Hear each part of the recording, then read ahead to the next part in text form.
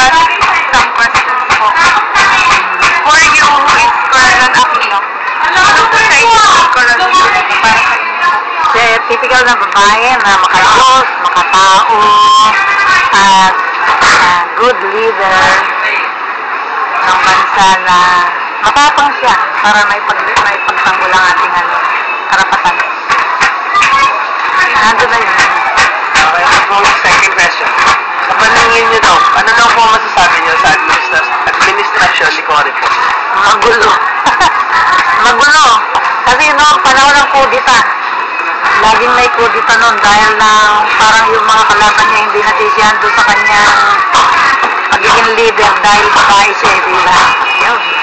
Magulo. Yung pangatlong question po, para sa inyo po, sino po mas magandang pamamalakad, si Marcos o si Aquino po?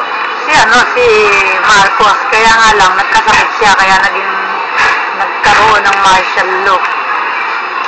Pangapat na tanong po, ano po ang pinakamalaking naiambag niya sa ating bansa? Si Marcos? Malaki.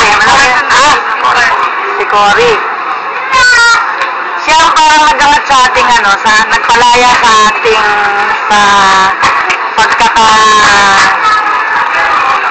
ang tawag dito oo, siya ang nagpalaya sa pagsikil ng damdamin ng martial law nung panahon ni Marcos. Kumbaga, nagkaroon ng pag-asa ang mga tao dahil lang sa nagkaroon ng demokrasya ulit. Yun, naibalik niya ang demokrasya. Nakalimutan ko sabihin sa inyo kanina yun. Number 5 question po, Nay. Sige. In what year did the EDSA revolution happen? Ano yun? February 22, 1986. Okay po. Number 6 po. What would you prefer, dictatorship or democracy? I prefer democracy. Why po? Malaya tayo. Pagka diktatorya, wala kayong kalayaan na tumanggi o umupose. Basta pag sinabi ng ng nakatatas na ganito gawin nyo, ganyan na gawin nyo, wala kang magagawa. Okay po. Last question po. What changes have you felt from her administration up to the present? Kanina kay Cory? Ang pagbabagong naganap simula ng si Cory hanggang ngayon.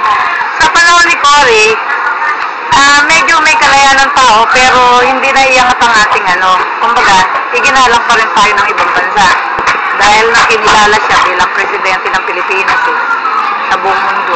Diba?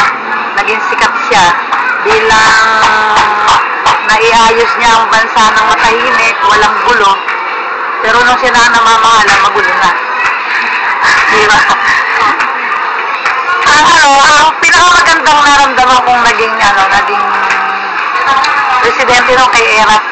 Si Erap, mas gusto ko sa lahat nung naging presidente, tsaka si Marcos. Pero yung ngayon, hindi ko pa masabi na gusto kasi bago pa lang naman si Pinoy, diba? Opo. Yun. Yun lang po.